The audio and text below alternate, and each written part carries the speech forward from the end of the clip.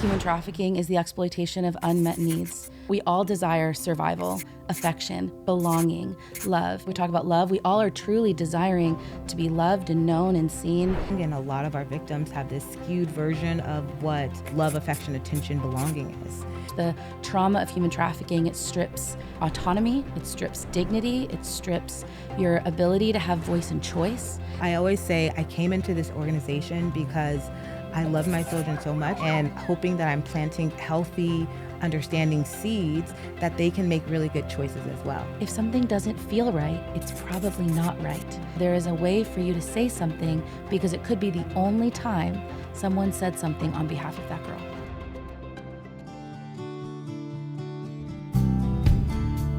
I'm Cynthia Marks, and I head up the Holistic Psychoanalysis Foundation, established by my late husband, Dr. Bernard Vail. Welcome to And Now Love. Here at And Now Love, we explore the depths of human connection, compassion, and the resilience of the human spirit. Today, we are shedding light on a dark reality and the relentless advocates fighting to bring hope and healing to those who need it most. Human trafficking is a global crisis, but right here in Los Angeles, there is a powerful network working on the front lines to disrupt exploitation and restore lives. We are honored to sit down with Jasmine McDonald, Clinical Director, and Sara Elander, Director of Programs and Coordinator of Victim Services for the LA Regional Human Trafficking Task Force, both leading forces at Saving Innocence. They'll share the heartbreaking reality of this epidemic, the incredible work being done to help survivors rebuild, and how we can all be a part of the solution. This is a conversation about true advocacy, trauma-informed care, and the restorative power of love.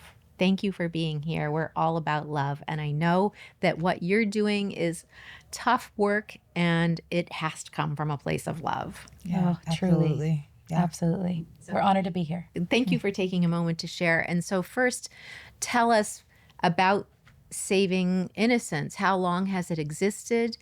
What roles do you play? And what does Saving Innocence really attempt to do? Or Sure. just do without the attempt. Yeah, sure. So Saving Innocence has been around since 2010. We were established by Kim Biddle. She was an advocate for human rights work all across the world. She got her master's in social work at USC and then started to identify this kind of population of children and women who were experiencing commercial sexual exploitation. And so started to engage with our systems here in LA. So LAPD, juvenile justice system, DCFS, really seeing that there was this gap in services for children who were being exploited and were being kind of mislabeled as teen prostitutes and, just troubled girls. And so she established Saving Innocence in 2010. We provide crisis response, case management and advocacy, and then trauma-informed workshops for survivors of all forms of human trafficking. And so that has kind of graduated all the way through kind of our existence. We primarily supported girls and children in the beginning because that was really where the identification was in our systems in LA. And that is an enormous population that continues to exist here. But as we, entered into the task force world, we've expanded to all forms of human trafficking, so sex and labor, and then all ages, so 0 to 99, really making sure that anyone who is experiencing commercial sexual exploitation, human trafficking, any kind of harm in that way, that they receive services and support from someone who truly understands what they've been through and the work to recover. So you're spending some amount of time educating these agencies who are looking out for these individuals who are potentially being trafficked. Yeah, absolutely. I think one thing that we do at Saving Innocence is we are not gatekeepers of how to work and support these individuals that are impacted. We understand that we would love to kind of interact with everybody that has been impacted with exploitation or trafficking, but they interact with so many other people and so many different organizations, departments, entities. We want to make sure that we share that information with them. So if they are not getting the trauma-informed care for us, we can at least educate them so they can have a good interaction with a doctor, with a front office staff, with somebody in transportation, with somebody in the hotel systems. As long as they know and they know how to treat humans like humans, and really for the clients that we serve, treat somebody that has extraordinary trauma with care, then they have the ability to kind of go to the next step to get help and support with an organization like Saving Innocence. I see. And the individuals that you're able to assist, do they come with a typical set of circumstances, a particular trauma, or is it across the board? I mean, some of us might say that a person who is now being trafficked is falling into this situation because they're falsely being told that this is love and they're being cared for and taken care of. And maybe that was something that was missing in the environment that they were in prior to this. Is that something you see, or what do you see? Yeah, absolutely. I mean, there are definitely unmet needs. Human trafficking is the exploitation of unmet needs. And so the federal definition of human trafficking is there have to be three main components. It's force, fraud, and coercion. And so that's what we see across the board when we look at any human trafficking case. In terms of children, we don't have to prove force, fraud, or coercion because when you're under 18, you cannot consent to sex. If you cannot consent to sex, then you are not a commercial sex worker. You cannot consent to the exchange of sex for any kind of either monetary or some kind of need being met. And so it is automatically sex trafficking or human trafficking when it's a minor. But we see, force, fraud, and coercion that exists throughout all of the experiences of the clients that we're serving. And so we talk about the exploitation of unmet needs. And so that can be, that there is a need of love, belonging, attention, affection. There's a need of housing. There's a need of mental health support. There's a need of family. There are across the board, there are so many different unmet needs that get exploited. And that can be through, force, that can be through fraud, where it was something that they were tricked or they were misled to believe something. There's coercion, which looks like being kind of blindsided or kind of slowly manipulated into a relationship where you thought there was security, you thought there was something, he was your boyfriend or a protector of some sort, and then it slowly became exploitative, abusive, violent. And so we see a lot of those, but when we do trainings, we talk about if you look at the list of unmet needs or the desires that are wanting to be met, it's that we all have those unmet needs. Yeah. We all desire survival, affection, belonging, love. And so history of trauma, just different circumstances that we see common in the, kind of victimology of human trafficking. But if we look at just the things that humans desire and how they can be very quickly and easily exploited, we recognize that we are all more alike than we believe, and that we have more in common with those who are victimized than we expect to, because we believe that it is this demographic that doesn't exist, that I could have nothing in common with.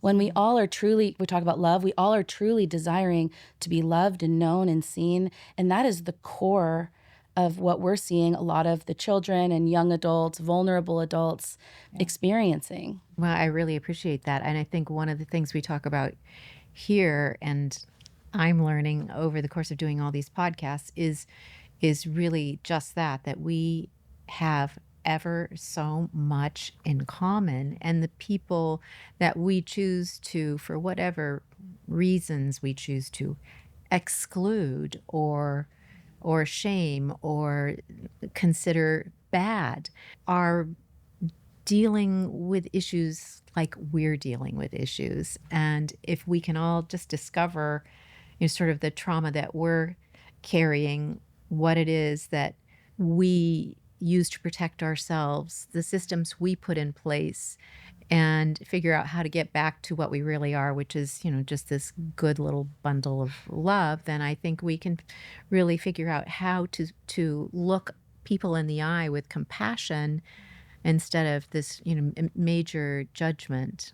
Yeah, I think you really hit the nail on the head there. We have such a commonality, but due to circumstances, maybe the commonality looks different to different people. Resources. Access to resources, different environments, different upbringings, different understandings of what love looks like. We're all trying to find that same thing. And we have no control over what or who we're born to or what we're born in.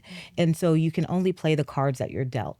And so if people can kind of look at it like that and saying like, yeah, I seek love, attention, affection, belonging, community. For the people that we serve and we see, sometimes the access to the community that they have are gangs. Sometimes the access that they have to the community are family members that are also involved in exploitation and trafficking. Sometimes the example or the role models are the people that are involved in some of these things, and that's what they strive for because that's what they see in their community. So just kind of seeing it like that, you look up to your cousins, uncles, fathers, mothers, same thing for the clients that we see, but they're just in different circumstances. So seeing it like that, it's just like, oh, okay, I can relate to that. I may not relate to the same traumas that you have experienced, but I can relate to the need for growth, the need for finding out who I am, the need for belonging community in the same sense that a lot of the people that we see that are impacted by exploitation and trafficking. Yeah, we're all searching for the same thing. Yeah. We spoke with a gentleman who was involved with Homeboy Industries. Oh, yeah. And we also spoke with Father Greg Boyle. That was awesome. That's a bucket list item right there. Yeah. So this gentleman, Adonai was his name, lived in a community much like you're describing. He didn't have love at home. Going home was scary. And he discovered a gang, and that became love. His identity. And he put himself in a position where he was willing to do anything for that new family, and ended up committing murder and was in prison for about 30 years, and came and spoke to us about his life and what he discovered about who he truly was. Even that he was not that murder he committed. He has just the most fabulous life where he is giving back to the community and helping people who are in similar situations. Tell me about this. I think that some of the best advocates are those who have come from the experience that they're now helping with.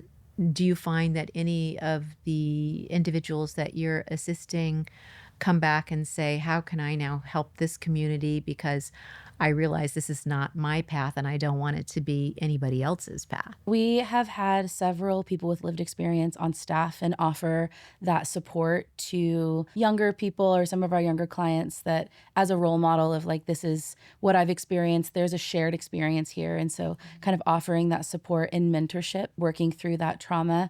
We currently have a lived experience advisor on staff with us. Her name is Talia, and she's wonderful. And she was one of our clients maybe 10 years ago. Then she became one of our leadership students, and now she's been on staff with us for about a year. And so really getting to kind of watch her experience her healing journey. And then she has basically built a life turning around and offering that support in different capacities. I think that everyone who has lived experience in, human trafficking or exploitation or whatever wants to offer that support in different ways. And so really being able to offer her an opportunity to give back. We just hosted a huge a youth conference last weekend where we had 50 youth come back and participate in this day of leadership that Talia led. And so she got to lead it with like 5 other people with lived experience to offer that back to their peers, to their friends, to people who are maybe 5 to 10 years behind them. The tagline of the conference was becoming the leader of your own life. And so what does it look like to become the leader of your own heart and your own finances and your own emotions, where you get to now be in charge? The trauma of human trafficking, it strips autonomy, it strips dignity, it strips your ability to have voice and choice. And so everything that we do, our whole careers have been marked by voice and choice. You get to decide. And so really getting to Talia led this day of what does it look like to become the leader of your own life alongside other survivors who are leading their own lives in different ways and struggling and thriving and celebrating. And it was just an absolutely perfect day. And so there is so much significance in survivor leadership and people with lived experience contributing and giving back in a way that we never will be able to. And so getting to walk alongside that and support it and breathe life into it and saying you are the leader of this has been a huge gift. Absolutely. Yeah, that's so great. So how did this come about? Is this something you do annually? It was our first one. Another first one. So in 2018, I developed a leadership program called SLAY. It's the Survivor Leadership Academy for Youth. And so it was a 25-week course. We met weekly, and it was kind of set up where the first third of it was a lot about identity. We did a lot of personality tests and just who are you? Like the mechanics of who you are. We talked about trauma. We talked about human trafficking. Like when you can understand what happened to you, it makes it a little bit easier to understand what healing might look like. If you can understand some of them, even the mechanics of human trafficking. And to separate who you are from that what happened to you. experience. Exactly. And sometimes like even the terms feel unfamiliar because what happened to you feels very different than the federal definition of what it is. And then all the systems that you've been funneled into, especially when you've experienced foster care, there are all these terms that you get labeled and they're not bad, but you don't really understand what they mean. And maybe they don't feel like they fit sometimes. Because you get othered. It's just another system where you feel othered. Anyways, and so it was this 25-week course of leadership and emotional regulation and professional development. And so we ran it for 5 years, 2018 to 2023. And it was like the honor of my whole life. I mean, it was incredible. We took a little bit of a break. It was a huge undertaking. And so this year we decided to kind of cram 25 weeks of content into one full day. And so it was our first one. It was super successful. We had a ton of positive feedback. For me, it was like the perfect kind of finale to Slay because moving forward, I probably won't lead it in the same way that I did then. And so it was just like this perfect culmination. And we hope to do it again because it was so successful. Absolutely. And who is participating?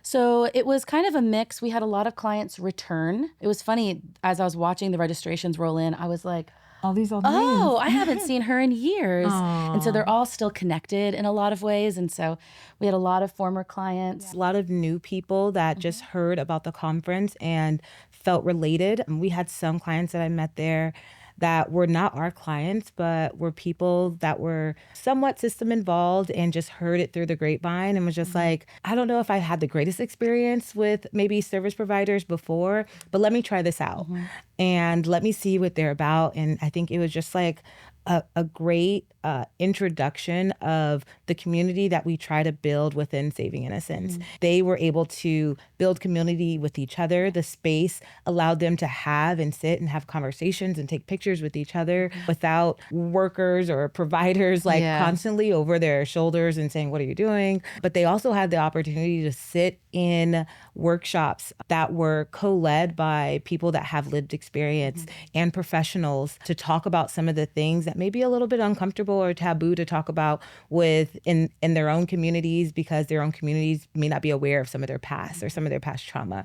But being in that space, knowing that everybody has some kind of commonality and feeling comfortable and safe to talk about those things without judgment, without shame, without hesitation, seemed really good, seemed really fun. Again, it's a heavy topic. So sometimes we don't like to bring heaviness around the topic. We don't have to remind them of their trauma, but we're here to help and support them as they walk through their journey to get out of their trauma. And I think Slay kind of like culminated a lot of that. And it was just so nice. We were kind of still coming off that high of Slay, not gonna lie. It really was. So yeah. That's so awesome. And it was fun because we got to, a lot of specialized services for survivors of human trafficking in our county really kind of cap around 24. A lot of the county services are based around foster care, juvenile justice. We don't have any specialized programming through our county systems or city systems for adults. So it was fun to be able to increase the age. And so there were survivors that were coming who were, 30, 35, saying, these services weren't even really around when I was a teenager. Yeah. So it feels really impactful to enter into a community of other people with lived experience that I've never really experienced before. And so really getting to kind of open up this world of whether they're in a room with 18-year-olds or 35-year-olds, like there is this shared experience. Yeah, it was really fun to see even 36 or 16, and some of the aha moments that they can still have. And even for some of the older participants, like them really like getting involved in some of the workshop activities. We had a parenting workshop where they were able to like build a bear and just have like a little keepsake. And we think about stuffed animals and things of childhood, of how sometimes that's forgotten. But for some of the older clients, it's not that it was forgotten, but it was just missed. And so they were able to kind of have that childlike experience in a safe space where they now got to have a keepsake for their family, for their kids, where they got to kind of be involved in making and creating and now like sharing that with their family. Yeah. And just another little smidgen of a healing. Yeah. Yeah. That's really lovely. Yeah.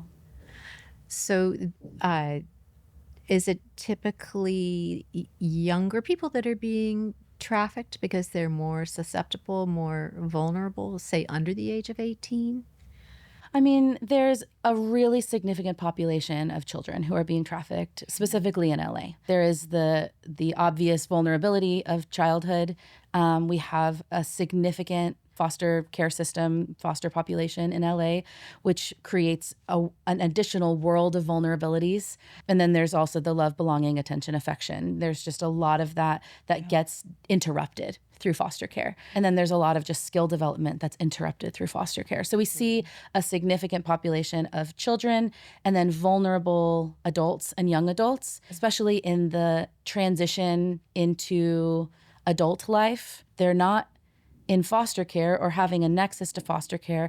There's not a lot of soft skill development to be able to be successful as an adult. Yeah. Foster care will, they have services up to 24. So there are a lot of transitional services through our LA County DCFS system, but there are just natural soft skills and life skills that are missing, which make it a really vulnerable place for 18, 21, 24-year-olds as they're trying to navigate the world. And then, we also see a lot of adult women. So we've been going out on operations with law enforcement where they're encountering women who are commercial sex workers. And so they're not identifying as victims of human trafficking. They're saying, I'm a commercial sex worker. And in like a 15-minute conversation, we can have, just start to identify, when did you start participating in commercial sex? Well, when I was 16. Okay. And so, or when I was 14. And, we start to see, even if their first encounter with a service provider is at 35, we're still seeing that the average age of entry for human trafficking or for sex trafficking is 11 to 13, 12 to 14. Like, so even if the first interaction, or even if they've never identified as a victim of human trafficking, we're still seeing that there is this nexus to human trafficking that was never named or identified. It was always, this was my choice. It was a boyfriend. It was a survival tactic. It was a generational familial dynamic. And so on these operations, we're getting to have conversations with women where they're starting to put pieces together. And it's like, I didn't want to do this originally. This is the only thing I felt like I've known how to do. This is something that I'm just doing to survive. Yeah. And isn't that a cognitive thought? Yes. I can do this. This is a way that I can put food on the table. Yeah. I don't know that I have a lot of other skills, but I'm good at this. Or I can accomplish this. And this is something that I have that I don't have to learn. I don't have to acquire something else. And I can get my basic needs met. Women in particular that have families, a lot of their focus is taking care of their families, taking care of their children. I'm a mom. I will do anything for my kids, right? And if you think about that, they have the same mindset. Like, I will do anything to take care of my kids, to make sure my kids have their basic needs, tangible basic needs, food, water, shelter. And if somebody is offering me this, even though I don't want to do it, I'm not comfortable doing it, this is not something that I've dreamt of, or when I was a kid, when I grew up, I didn't say, I want to grow up to do X, but this is something that's going to get this basic need met. And for my kids, this is going to get us through the next day. This is going to get us through the next point in life. And looking at it like that, it's just kind of like, okay, well, you have to make a decision between something hard and something harder. And how do you kind of judge or kind of point fingers at somebody that has to make those hard decisions? So the point of going out like you do is to show the people that are on the street that they have some options? It's an offer. And so we go out and we provide them an opportunity to receive services. And so it is, again, it is all voice and choice. It is saying, this is what we do. This is the population that we serve, and explaining who we are. We're not saying this is what you are, because you get to decide how you identify. We're never going to say you're a victim of human trafficking, because that's not going to be helpful. They've been told what they are their whole lives, whether it's you are a prostitute or you are XYZ, whatever. They've been told over and over again what their identity is. So we get to say that I'm Sara. I work for Saving Innocence. Saving Innocence provides this, this, and this for survivors of human trafficking. Human trafficking looks like this. Is this something that you ever feel like you've experienced or that you identify with or whatever? And a lot of times they're willing to talk to us, even if it's, and a lot of times we're bringing snacks or bringing hygiene items because they have basic needs and they have things that need to be met, and making sure that, and we'll, get them a ride home wherever they want to go after they've been picked up. And so, and a lot of law enforcement, they're not interested in citing women over and over again. And that's why we're there, is that they want to provide services. They want to offer opportunities and options to women when they're being picked up by law enforcement. And so, that's it's an opportunity. And a lot of times they'll say no. And we have a 24-hour crisis hotline, and we have a card that just says the phone number. And we'll say, if you ever need anything, give us a call. And we hear from them often, because it sometimes takes a little bit of time to process and to decide, is this something that feels safe? Maybe at one point they disclosed and they weren't believed, or they disclosed and their trafficker found out. There are all these things that feel very scary in that process. So they're hesitant, and they should be. It's a complete protective mechanism, and we do not judge them or blame them or pressure them to identify or to accept anything. It's like, take it on your own terms, on your own timeline. We are here when you're ready. Everything that we do is you determine what your goals are. How can we help you get there? Okay, so let's talk about that. So one of these lovely people says, you know what? Yeah, I think I'm going to call. What happens then? They will either call in our crisis line and get one of our 24-hour advocates, and they're going to say, hey, what do you need in this moment? What do you need to feel safe? And if they are currently in a trafficking situation, they're just like, I just need to get out of here. I need to get out of here, and I'm exhausted, and I'm probably hungry, right? And we say, okay, if it's something that we can coordinate where our advocate can meet them at an appropriate time with appropriate safety measures, then we will do that. If it's not, then we can coordinate for them to get to a safe place, whether it's a hotel. We can make sure that they can check into a hotel with an alias, with nothing that's identifiable. We can send them a DoorDash gift card to give them something to eat, provide them with clothes, do it all virtually, and let them sleep it off for a little bit. Right? And then if that's the case, we can come in the next morning or the next afternoon, and then we can chat to see about what is needed. One thing that we have learned over the years is that when your body is in crisis, you stay in that heightened sense of crisis for at least 72 hours. So for us to come in the night of being like, what do you need? What do you need? What kind of service do you need?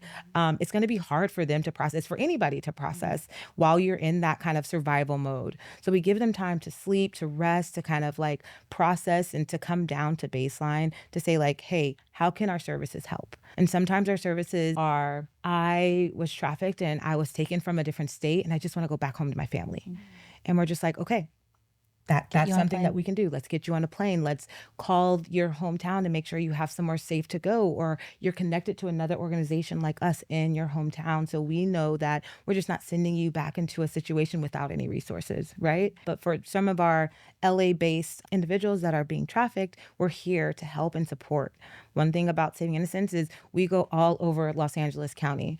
I like to say we go from Long Beach to Pomona to Lancaster to Santa Monica, all over, and we are very familiar with the layout. If not, we have technology that will tell us how to get around, and we make sure that we travel and we support them wherever they go. How many are you? We have 5 crisis case managers. We are a little mighty. team, a small but mighty. We have 5 crisis case managers. We have a lived experience advisor, and then we have a law enforcement liaison who helps us kind of navigate some of our law enforcement dynamics. He's a retired detective. And then me and Sarah. And then us. Yeah. And How are you funded? We have kind of a diverse set of funding. And so we have a grant through the Office of Victims of Crime through the Department of Justice. And so that is our task force grant. So that funds the LA Regional Human Trafficking Task Force that we co-lead with the LA County Sheriff's Department. And so that's one of our larger funding sources. And then we have a handful of different like family foundations and, grants that will kind of run on like 2 or 3 year periods. And then a lot of private donations. And so a lot of it is diversifying. This is a crazy landscape for funding right now, I'm with sorry. some instability and other things. And so trying to diversify as much as possible because things that were promised before are no longer promised. And so we're fighting the same fight a lot of nonprofits are. You are. But that's such a huge task, just being able to wrangle enough funding so that you can manage to do what you do. No, it is. We've been doing this work really consistently, probably for the last 13 or 14 years. 2010 was when it was established, but really like in the work for the last 13 or 14 years. And we have developed like a really positive reputation and relationship with a really diverse group of agencies and entities. I was telling a colleague the other day is that we sit in this very unique position where we recognize the value of law enforcement in this space. Human trafficking is a crime. It needs a criminal justice response. We want to hold perpetrators accountable, and we want justice for victims and survivors of human trafficking. We recognize the value. Yeah. We need their support in this. And they are supportive. And they are supportive. They are, absolutely. And that is, the unique relationship that we have with our task force is co-leading with the LA County Sheriff's Department. They have a unique, highly trained, highly specialized team of human trafficking investigators and sergeants and lieutenants and captains. Like the entire human trafficking team is highly specialized to be able to address human trafficking in LA County. And then it is partnered with Homeland Security Investigations, their human trafficking unit, and then the Department of Justice with the U.S. Attorney's Office. So all of the OVC grants have to have a federal partner. And so we have our HSI partners who are wonderful. The HSI investigators for human trafficking are wonderful. And then our U.S. Attorney team, and they're prosecuting at the federal level. Well, it's really good, very good to hear that there's so much attention being paid to this. I think it's really not on the radar for most of us. I know. Yeah. And there are 55 agencies that are partnered with our task force. In Los Angeles? Mm-hmm. That's the State Department. That's LA County Probation. There's LA Unified School District. So there are representatives from 55 agencies that are partnered with our task force. So we're co-led and we've got our official team, but we have partners, the FBI, maybe 25 NGOs, different state, California Highway Patrol. Just there are representatives from 55 agencies that are saying that they're committed to the LA Regional Human Trafficking Task Force. They have a designated representative that comes to our meetings and provides updates. There's someone that we can always call, if we need something. So it is it was established in 2015. It is a very well established, very well received, even nationally, our task force. It's the largest co-located human trafficking task force in the nation. Well, it sounds like all the parts and pieces are pretty well coming together to create a well-oiled machine. That is the goal.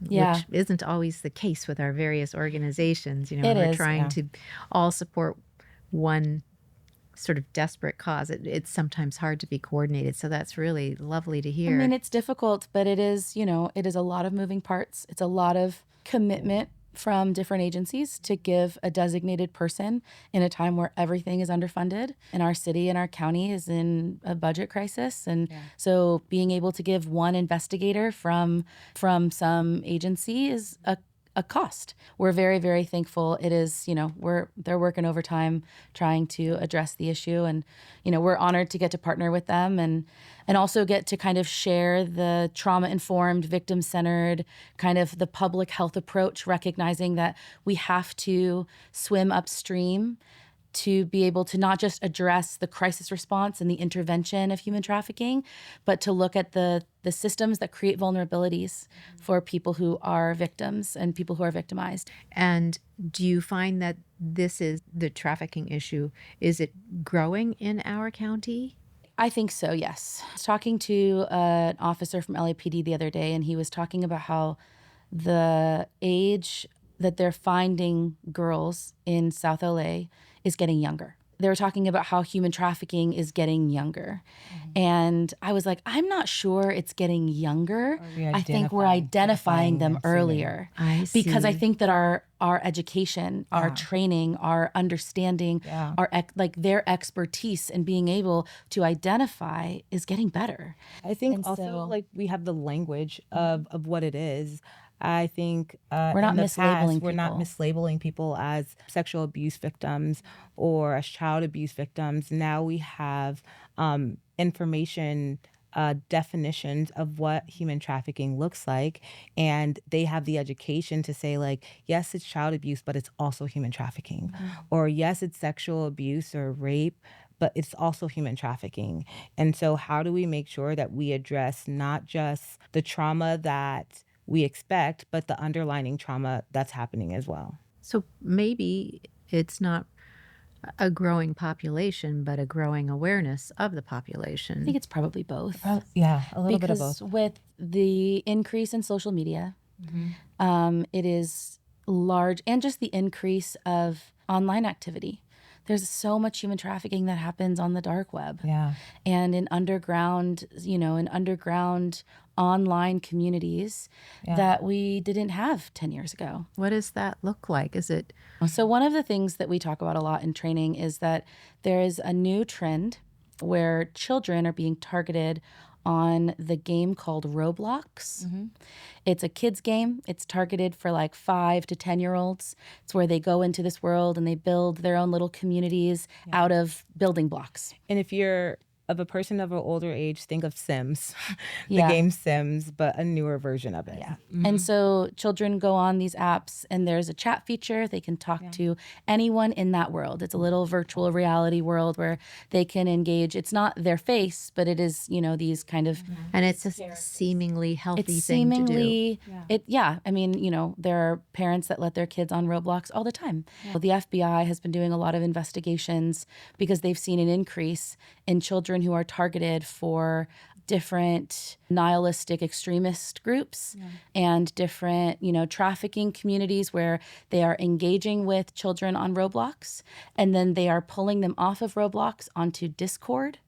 And so then they are engaging with them off the app, but there's often even an exchange on Roblox. So for parents, you're not really closely monitoring their Roblox bank. How many coins or dollars or whatever points they have in their systems, but there is often an exchange. And so then they start to kind of build a relationship, and then they move on to another chat platform, one with a high level of encryption like Discord, and then they start to build a relationship with children, with young people to engage. And then there's, some of the nihilistic violent extremist groups, they are moving towards harm and self-harm and then harm of others with ultimate death. But there's also sexual exploitation, sextortion, sex trafficking that happens on these apps that is harder to track because of encryption, because of de-identification. But, one of the things that the FBI has told us is that the average age of a Roblox user is a 45-year-old male. Oh my which means that when we are letting our children go on these apps, they're more than likely engaging with older men than they are other 7, 8, 9-year-olds. And so we see that there is this underground world that, this is one platform, one game, one form of victimization. But I tell parents all the time, I'm like, pick this fight. Yeah. Pick the fight with your kids. Absolutely. This is a good fight to pick. You're going to have to die on a hill, die on this one. Do not let your kids go on Roblox. Monitor everything they do on the internet because there are predators everywhere. And it's one of those things that when we talk about the growing issue of exploitation, the growing issue of trafficking, it might not be that there are, 5 women who are walking along Figueroa Street in Los Angeles, and then the next weekend there are 10, and we see this obvious multiplication. But there is so much that we don't know, that we don't see. There's so many ways that our clients, our, survivors of human trafficking are being exploited and victimized in underground, completely hidden ways. It is a crime that is almost impossible to track. And so we'll just never know. I would also say the increase is not just on kind of some of the underground websites, but even some of the known ones.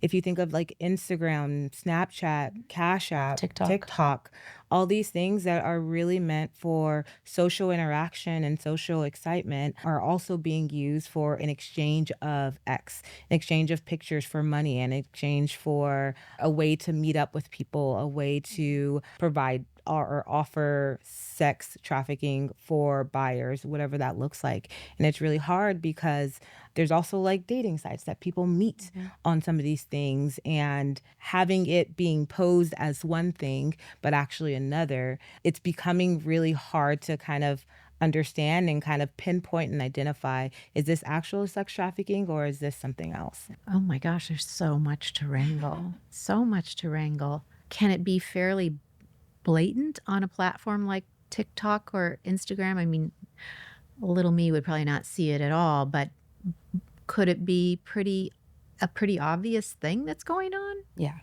It is in absolute plain sight. The thing about the internet is that it is a really big place.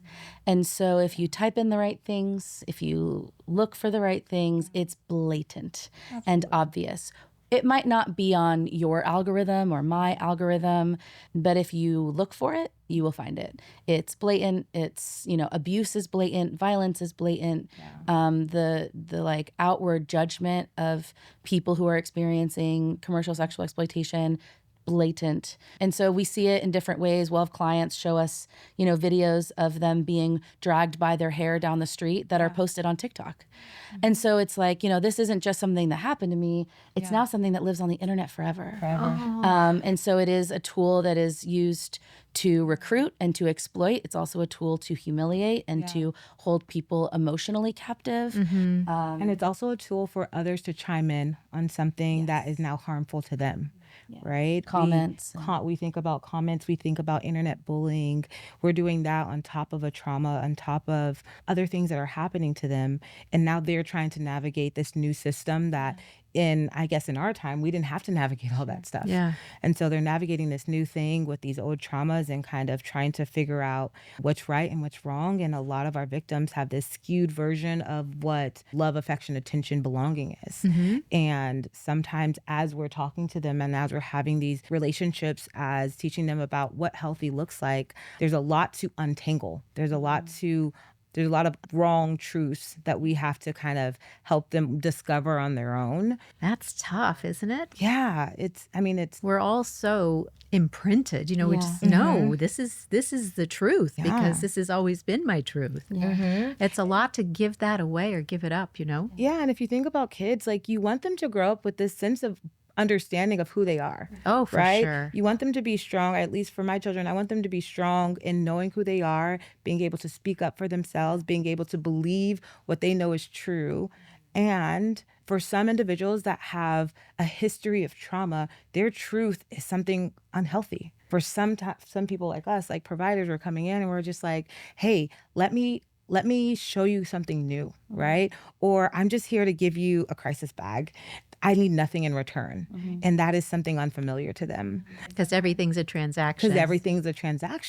And I think for them, they think like, oh, well, now I have to tell you all of my story because you cared about me. I see. And the last person that cared about me was a trafficker because he sat and listened to me. And then he became a caring figure in my life. And then everything switched when I now had to do something from him. That's how the transaction happens, right? And we are teaching them that everything doesn't have to be transactional. There are unconditional relationships that you can also have. Do you think that, because you're a terrific mom, Trying. Special.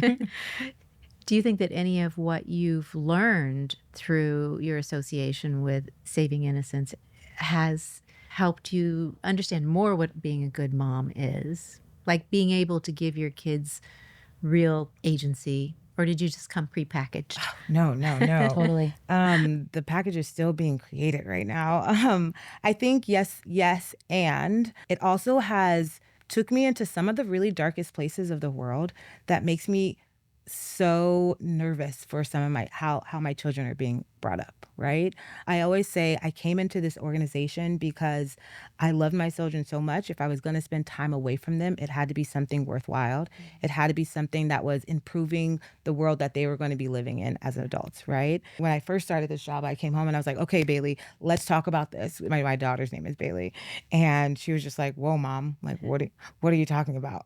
Right? But now it's almost like not only is it teaching me about human trafficking and the things that are happening in the world, like Sara said, it's also teaching me about voice and choice, right? And I have to give autonomy to my kids and hoping that I'm planting healthy, understanding seeds that they can make really good choices as well. Right? And some of those seeds are education about what their mom does. Some of the seeds are about education about how and who to talk to if something doesn't feel right. Some of those seeds are really just trusting your inner like person that says like, hey, this doesn't feel comfortable and I need to say something, right? But I'm hopefully using some of the information and relationships that I've built with Saving Innocence to instill into them of like what healthy looks like. So if you have a relationship, let's say, with someone in the highway patrol system, what is that relationship? Do they call you when they've seen that someone is struggling perhaps with a trafficking issue? Yeah. So we have a 24/7 crisis line, and law enforcement knows how to get a hold of us no matter what. So could your phone ring at 3 in the morning? Yes, it sure does. Sure does. And so, we have a crisis case manager who's on call. It's Monday to Monday. So they'll be on call for a week every 5 weeks right now because we have 5 advocates. And then Jasmine and I flip back and forth between supervisor on call. So there's always a supervisor who's available for that advocate to make sure that if there's any weird situation, if there's a big expense that needs to be made, if there's a safety concern, that we can consult or go out if needed. And so, with California Highway Patrol, if they pull someone over and they suspect trafficking, because they have been extensively trained and they have a way to interrupt and to intervene, they will call us and say, hey, we've got, a survivor, someone that's interested in services. One of the things we always tell people is do not call us if they don't want services. Yeah. Like if they're saying, I don't want it, you can call us. I mean, they can always call us. But like, we are not going to force services on them. You're not going out there to assist. And not even just because we don't want to, but because we want to listen to them. And if they're saying, I don't want services because there is someone in earshot that would retaliate if they said anything, one of our team members rolling out would just make it worse for her. And so we want to, law enforcement knows to understanding consent and consensual services, voluntary services. And so, but if in the case where, they're able to arrest the trafficker or separate her and offer her services, and she says, yeah, I would love that, we will either do kind of what Jasmine talked about, a virtual response where it's, well, let's just get her to a hotel and we'll meet her there. Or if it's like, hey, they brought her to a station, let's go and meet her there and let's have a conversation, assess where she's at. There is a physiological response to trauma where it just takes them a long time to regulate. And so we'll roll out. But law enforcement on every level knows how to get a hold of us through our hotline, through Jasmine and I, to make sure that any survivor that wants services has access to them. Wow. And you're just 2 little people. It's amazing. It's amazing what you've created. Yeah, it's an incredible system. Honestly, we talk about it all the time that like it is such a privilege that we get to do this. Yeah. And like it is a world, a career that we didn't know existed before we got the job. Yeah. It wasn't like, oh, I always dreamed about doing this. Like maybe there are, MSW graduates who are thinking about it now and they're like, I really want to go into anti-trafficking work.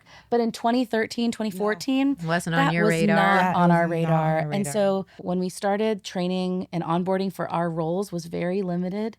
So survivors and our clients taught us everything that we know, which I don't recommend for any agency. It's not survivors' responsibility to train us. Yeah. But we really did get this like overwhelming reception from the clients that we were serving at the time of really growing up with them and learning what they need from them and learning what they don't need from them and learning what works and what doesn't work and what boundaries are and how to engage voluntary services, how to engage voice and choice when we're talking about children. Voice and choice is very different, and autonomy is very different for children because there's mandated reporting, there are child abuse laws, there are things that have to get kind of woven into the fabric of, commercial sexual exploitation is a severe form of child abuse.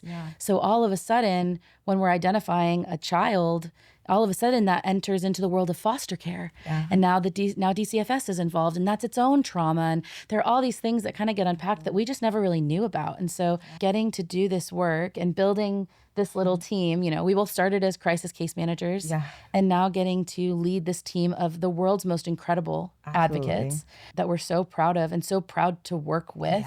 It feels kind of like a dream. And it's a hard field. It is very dark. We get to see really like the ugliest parts of society, but this is a gift. How do you not skew your vision and look at all of us and say, we're just all rotten? The thing is that no one is exclusively one or the other. The resilience of the human spirit is profound. And so as much as we have experienced pain and loss and trauma, or have witnessed pain and loss and trauma, we have also witnessed resilience and strength and hope, not just because we've offered it, but because they intrinsically carry it. And so no one is exclusively one or the other. And you also, when you look at kind of with the nuance and a little bit of compassion at traffickers, and a lot of, with DCFS, our partners with DCFS, as traffickers are identified, they're starting to look them up in the foster care system. A lot of their histories mirror the histories and the vulnerabilities of victims. That makes They so much sense. They have a stat of 86% of traffickers have had some form of child abuse. It's like domestic violence in the home, commercial sex in the home, sexual abuse in the home. Childhood sexual abuse, witnessing their mother being abused by witnessing somebody. Violence against mom. But a lot of the same vulnerabilities that we're seeing in victims. I appreciate that you brought up the fact that the trafficker is also a human and it falls into the same world with us, in that we really are a product of generations past, a product of what we've been exposed to, a product of what we know. And a product of what success looks like in whatever your community lives, right?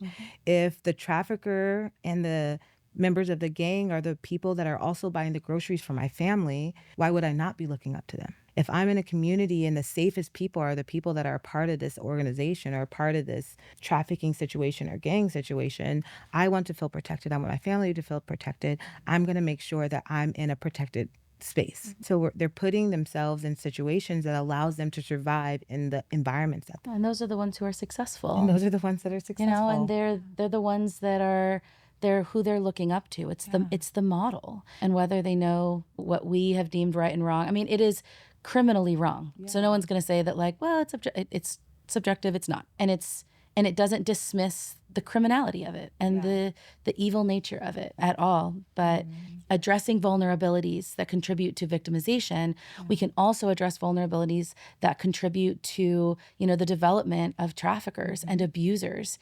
If we can provide services to boys in foster care who have experienced childhood sexual abuse or their parents have experienced domestic violence, we can maybe begin to interrupt some of the trajectories.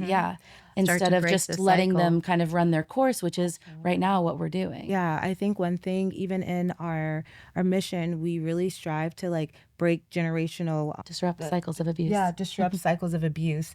And within that, if you think about cycles of abuse, that can go in the victim side, the criminal side.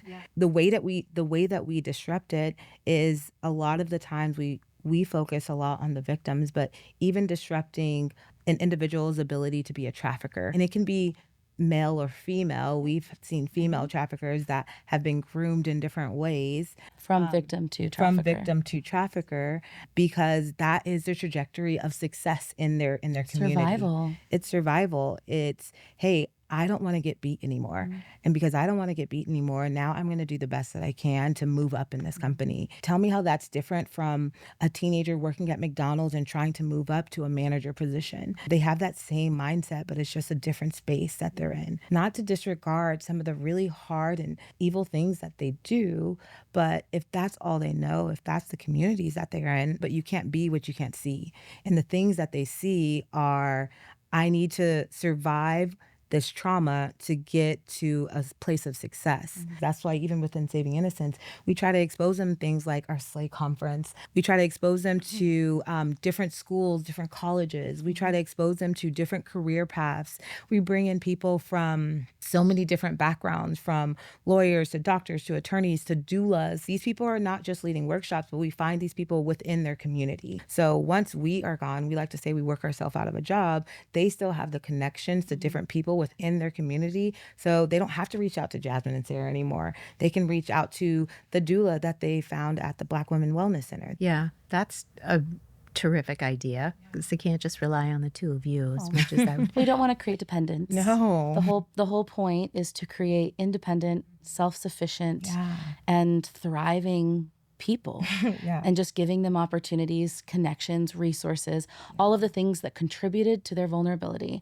Because even if they get out of their trafficking experience, they are still vulnerable to re-victimization. The cycles of abuse are the same for domestic violence, is that often it takes, up to 7 times before they, kind of either formally leave or feel like they are strong enough, they have the resources, the foundation. When an individual does come to you and they've had their moment to breathe and rest and sort of gather their wits, then their next steps with you would be figuring out how to really separate themselves from the experience that they no longer wish to engage in. Is it healthcare? What would the first few months of service look like? So we do advocacy case plans. And so we use, we allow them to kind of identify what they want to do. What are the most important things to focus on? Usually those are the priority needs, whether it's safety, housing, healthcare, what are the things that are most important? And then we set those goals every 90 days.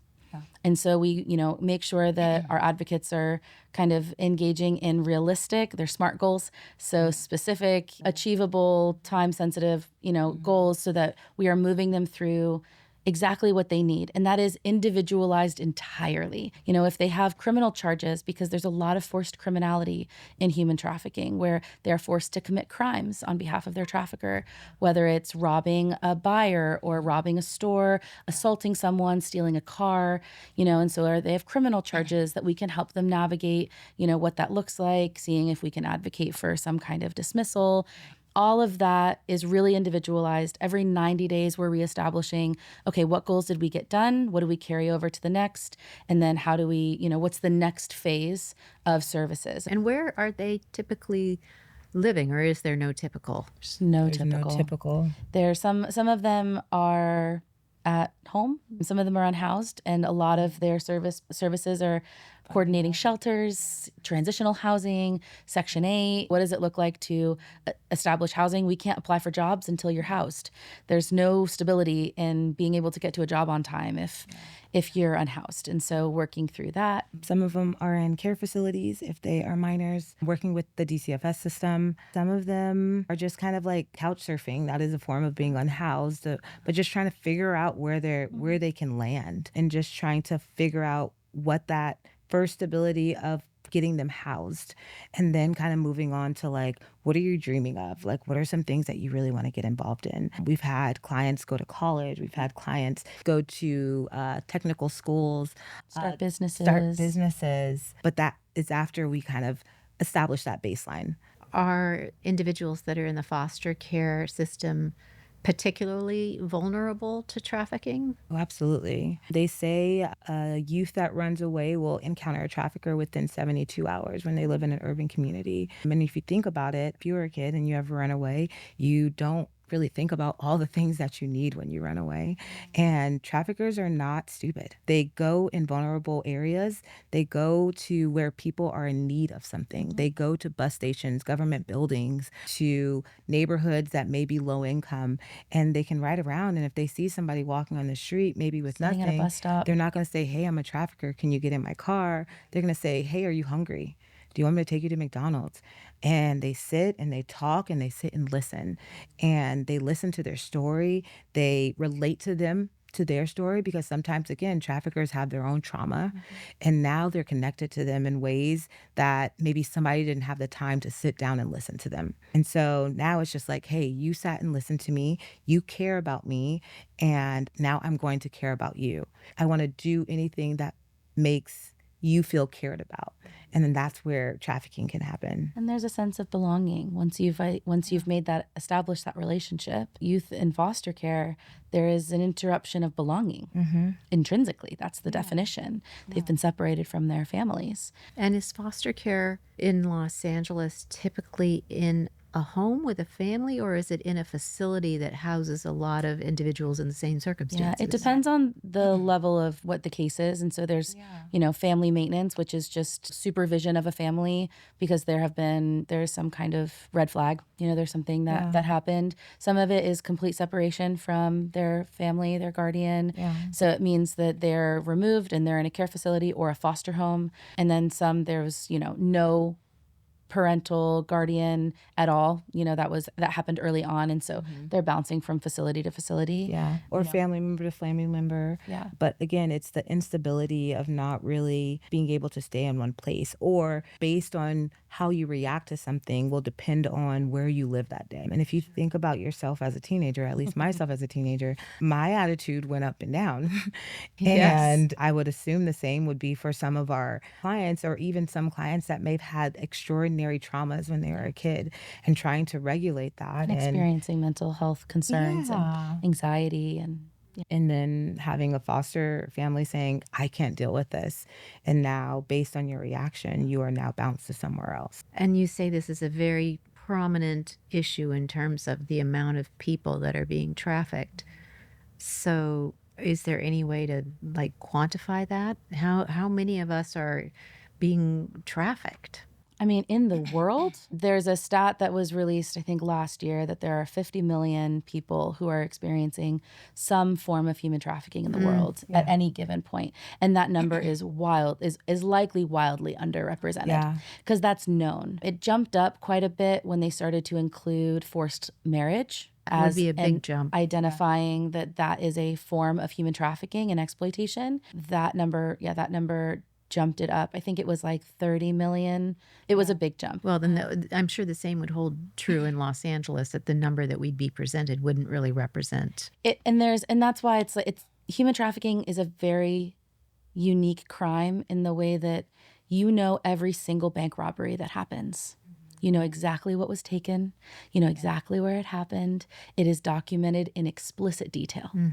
You don't know every time there is a trafficking encounter. You don't know every time that there is some form of exploitation. Jasmine was talking about the nuances of human trafficking versus domestic violence versus sexual abuse versus sexual assault. There is a nuance that makes it hard to understand what is reported, how it's reported, if it's reported. So there is an enormous gap that we're never going to be able to fully capture on what the landscape of human trafficking looks like in Los Angeles. And that's why boys and men are wildly underrepresented, but they're not underexploited. They're just underidentified and underrepresented in statistics because the disclosure rate for boys and men is so low because of social stigma of what it implies. We don't actually know a whole lot about a lot of the more nuanced populations, the LGBTQ community, unhoused and transient communities. We know that it's happening. We know that, there's so much human trafficking in encampments. They're working really hard to start to integrate human trafficking services into encampment enforcement. Yeah, I can see how all that slips through the cracks. It's kind of fascinating because we know so much about so many things, and what we know is, growing day by day by day. and it's beyond. And yet this very, very tender, tragic thing that's occurring is so hard to really wrap our arms around. And that you're doing this is just unbelievable. Helping the people that need help and finding funding and sitting here with me and raising families. And are you real? It's we are really something. Two halves of one brain. Yeah, That's how we describe ourselves, is that we are, we, in working together as long as we have, it is a gift to be able to have someone that fully gets it. Yeah. It's really hard to do this work in a world. You're fortunate to have each other. Yes. And so I think that really helps. That's helped the longevity, the sustainability of having someone that gets it. Because it's hard on some days. It's really great on other days. It can change really fast. We've both lost clients, to just an assortment of tragic deaths, and, being able to kind of navigate the nuance of this job is really hard. And it's a world that we should just typically never see, but it's also like it makes you want to do it even more. Yeah, once you see it, you can't unsee it. Exactly. But you're right, it's a world that shouldn't exist, but it does. It's under our noses. How do you then manage yourselves? I mean, that's so much to know and carry and feel. How do you stay healthy? I think for me, that is something that is really near and dear to me. Because we've been in this for so long, I truly care for our staff to make sure that they are cared for. As a clinical director, I think I check on people to make sure that they are healthy, they are taking PTO, they have somebody to talk to. If something heavy happens within their day, like how are we processing it and making sure that it is being processed. We process on a weekly basis with our team to make sure, and just to get a temperature of where we're at as a team, where we're at individually, how we can make sure we can put in any help and supports that are needed. I think Saving Innocence as an organization has really vested in us by assisting with some of the cost of personal therapy, making sure that we have PTO, making sure that we have team days. So we have days within our organization, or at least time that is work time that has nothing to do with some of the traumas that we have to experience on a day-to-day basis. So you're so inspiring. As you said in the beginning, it's a tough topic. What I hope is happening here is that we've shed some light on the fact that this exists in a big way. And I hope that people will want to open their eyes, or perhaps figure out a way to help this cause. What are some ways that the general public can do something to make a difference, whatever that is? One of the things, as we've, been working for the last 6 months to really prepare our city for the major sporting events that have come up, is, investing in learning what human trafficking is, what the indicators are. We see it all the time. And so there are things that we can notice in our world that if we don't know what human trafficking is, and we don't know what the red flags are, we don't know how to identify it, we'll miss it. What we've asked in this kind of the lead up to these major events is, understanding what human trafficking is, provided trainings, and we're going to continue to provide trainings of what human trafficking is, what the identifiers are, and then doing something about it, saying something. And so whether that's calling 911 because there is a violent exchange happening that normally when we see a violent exchange, we're like, oh, it's none of my business. Yeah. That looks like domestic violence, and that's something that's none of my business. Yeah. And so, calling 911 when we see a child in danger, or when we see a violent exchange happening, because oftentimes human trafficking is violent in public and no one does anything. Yeah. There are girls that are being dragged down the street by their hair. They're being abused in motel and hotel lobbies. Yeah. There are things that people don't want to have anything to do with because you're on vacation, you're trying to mind your own business, like you just don't want to know. What we ask is that if you see something, that you say something. Yeah. So if it's violent, you call 911. If it's not violent and you feel like you are encountering someone that has experienced human trafficking, calling the national hotline. Yeah. There's a national human trafficking hotline that is accessible through text or through phone, where you can call and consult and say, this is what I saw. This is where I saw it. Is this something that was human trafficking? Can I report this? And then they'll give you the opportunity to report it. So we're not going to ask people to endanger themselves or to be a superhero, because that's not the ask. But if we all know a little bit and we're all willing to step a little bit outside of our comfort zone to say something, to write something down, license plate, the make and model, or she was in a pink hoodie or whatever it is, and then to report it somewhere. I was telling a friend the other day, he was at a soccer game with his son, and there was an adult couple that was filming 4-year-olds playing soccer. And he didn't know what it was, but he felt uneasy. And we all have that gut instinct that's like, something's wrong here. And so I was like, elevate it, just like bring it up everywhere. Call the local PD, elevate it to the National Human Trafficking Hotline, call the FBI tip line. Everything that you know about it, report it, because it's not going to come back and negatively impact you. But if enough people are reporting this couple filming 4-year-olds playing soccer or 11-year-old girls down the street playing soccer, if enough people do it, law enforcement's going to start to pay attention. But they don't know if they don't know. And we all have the opportunity when something doesn't feel or look quite right, because those are the opportunities that could truly save somebody's life if one person or enough people are willing to step outside their comfort zone and say, you know what, she looked scared. This interaction didn't feel right. We did a training with SoFi Stadium staff, front of house staff. If something doesn't feel right, it's probably not right. And so there is a way for you to say something, because it could be the only time someone said something on behalf of that girl. There are trainings everywhere about what human trafficking is. So that's easy enough to just the internet Google has and tons of find. human trafficking resources. Quick, easy YouTube. What is human trafficking? The National Human Trafficking Hotline has resources, what to look for, etc. So I think so too. And that applies to everything we do, really. of course. Absolutely. Thank you both so much. It's just been a treasure. I could sit here and talk to you for several more hours. Same. Yeah. If someone's interested in finding out more about you or say funding you, is there a website that you would like to share? Yes, it is savinginnocence.org. There are ways to get involved. There are ways to learn about our programs, and then how to donate and participate in funding our programs. Yeah, that's great. Well, thank you. And I learned a lot today. So thank you for joining us. Hope you did too. Please follow, rate, and share this podcast and pass this episode along to someone who might need it. This is And Now Love. Listen to your dreams and live from your heart.